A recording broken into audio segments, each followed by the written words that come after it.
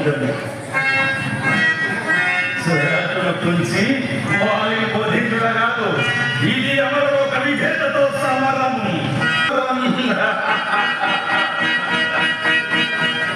స్వపర బలం నెరవేరక సమరపడితే సిద్ధమైన మీకు అంత్యకాలం ఆసన్నమైనది. జరగనున్న సమరణ భీకర భుజబలకు దైత్యమైన ప్రతాపాంటిలో నీ సహస్రవాదన సేన శరథముల ధ్వస్తములుగా నిశ్చయము నిస్సందేహం. అచంచల భావకలితుడై అనన్య సామాన్య రేఖ విభాసితుడై అవక్ర విక్రమ పరక్రమములో పురందరుని తెచ్చి ఇంద్రజిత్తులమ్మమైన నా కుమారుడు మేఘనాథుడు అంబర మార్గమున నిలిచి జలధరంలో భూతలమున పడరాయిచుట నీ కోటి మూకంటాయి, నీ కోటి మూకంటాయి నల్లచ్చు నలగకుండునా మదమతి దుర్భత్వ కేకులకు మత్ సహోదరుడు కుంభకర్ణుడు ఈ కక్షలను మొత్తం సత్తువ మొత్తం విత్తనమై తమ్ముడ పరములెత్తకుండునా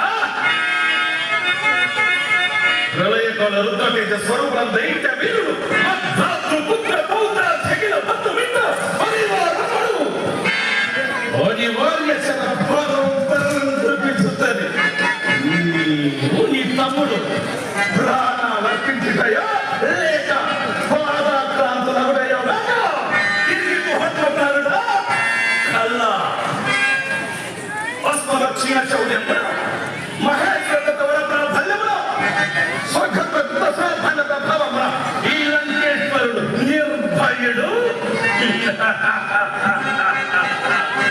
నిరంకుశుడు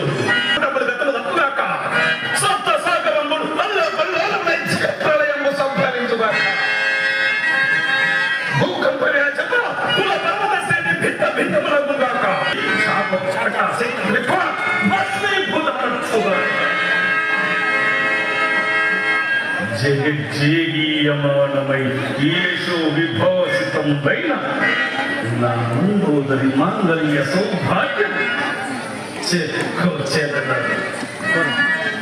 ఒకవేళ స్వాభిమానము శత్రుపక్షము వహించిన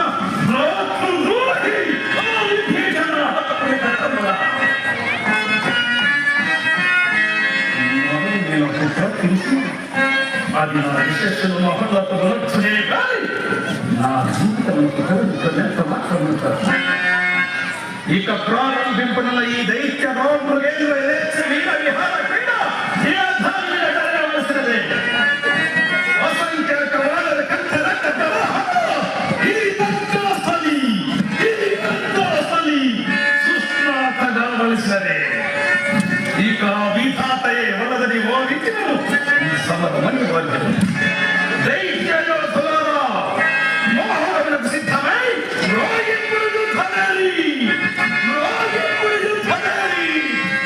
మహాదేవ శంభో శంకర మహాదేవ శంభో శంకర మహాదేవ శంభో శంకర.